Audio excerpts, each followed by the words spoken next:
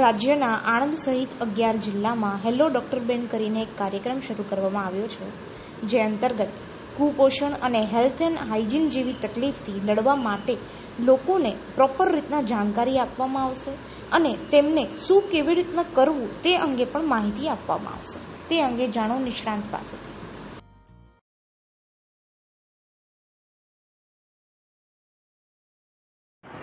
મારું નામ શૈલેષ વસાવા છે અને હું હેલો ડૉક્ટર બેન પ્રોજેક્ટની અંદર ડેટા એનાલિસ્ટ તરીકે છું। આ જે પ્રોજેક્ટ જે છે એ મહિલાઓ માટે અને બાળકો માટે છે। તો મહિલાઓ એટલે કે જે સગર્ભા બહેનો છે એ, અને બાળકો એટલે કે 0 થી 2 વર્ષના અને 2 થી 6 વર્ષના બાળકો, એમ બંને કેટેગરીના જે લાભાર્થીઓ છે એમના માટેની આ યોજના છે। આ પ્રોજેક્ટનો મેઇન હેતુ એવો છે કે જે આપણા લાભાર્થીઓ છે, જે એટલે કે બાળકો અને માતાઓ, તો એ લોકોની અંદરથી જે કુપોષણનું સ્તર છે એને ઘટાડવા માટેનો આ મહત્ત્વનો એક પ્રોજેક્ટ છે। આપણે સૌ જાણીએ છીએ કે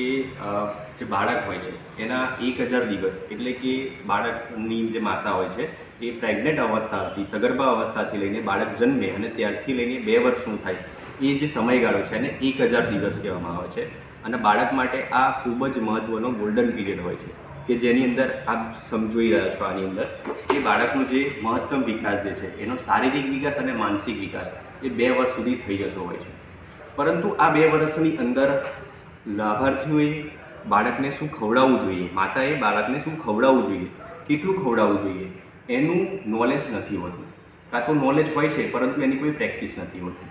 પ્રેક્ટિસની સાથે સાથે કેટલીક વખત એવું થતું હોય છે કે પૌષ્ટિક ખોરાક તો ખવડાવે છે પણ સાથે સાથે બહારના પડીકા પણ ખવડાવે છે, તો જેના કારણે થાય છે એવું કે બાળકનો જે ગ્રોથ થવો જોઈએ એ નથી થતો। બાળકને જે ભૂખ લાગેલી હોય છે એ બહારના પડીકા ખાય છે અને એનાથી એની ભૂખ સંતોષાઈ જતી હોય છે। તો આવા બધા કારણોના સાથે સાથે એક આવતું હોય છે કે હાથ ધોયા વગર બાળકને ખવડાવતા હોય છે। જ્યારે બાળક નાનું હોય છે તો ગામના લોકો છે, આજુબાજુના વ્યક્તિઓ છે એ બાળકને રમાડવા માટે આવતા હોય છે, બરાબર છે, પરંતુ એ કોઈ કામ કરીને આવ્યા હોય છે અને એ બાળકને જો લે, મતલબ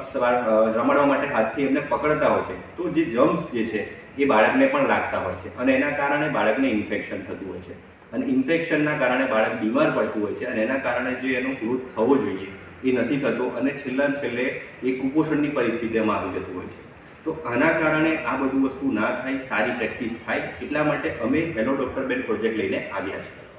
આ જે પ્રોજેક્ટ જે છે એની અંદર અમે આઈપીસી કરીએ છીએ અને સાથે સાથે ડિજિટલ માધ્યમથી 09276 નંબર પર રજિસ્ટ્રેશન કરાવડાવીએ છીએ કે જેના દ્વારા લાભાર્થીઓને દર રવિવારે 1 મિનિટનો સંદેશો આવે છે બપોરે 12 વાગે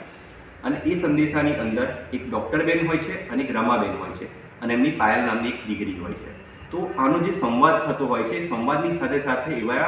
જે આ બાળકોને શું ખવડાવવું જોઈએ, કેવી રીતે ખવડાવવું જોઈએ અને હાથ ધોવાની જે પ્રેક્ટિસ જે છે એને કઈ રીતે આપણે જીવનમાં અપનાવવી જોઈએ, એનું મહત્ત્વ શું છે એના સંદેશા આપવામાં આવતા હોય છે। તો જે આઈપીસીની વાત કરીએ છીએ એટલે કે ઇન્ટરપર્સનલ કમ્યુનિકેશન, તો આ ઇન્ટરપર્સનલ કમ્યુનિકેશનની અંદર અમારી હેલો ડૉક્ટર બેનની જે પ્રોગ્રામની જે ટીમ છે એ દરેક ગામે જશે। આણંદ જિલ્લાના 347 ગામો છે, એ 347 ગામને અમે આ પ્રોજેક્ટ અંતર્ગત કવર કરવાના છે। એની અંદર જે ટીમ ગામના લેવલ પર જશે એ 12 થી 15 માતાઓને ભેગા કરશે અને એમની સાથે મીટિંગ કરશે અને એ મીટિંગ જે કરશે એની અંદર ટૂલ્સ દ્વારા, જે આઈપીસીના ટૂલ છે એના દ્વારા સમજાવશે લાભાર્થીઓને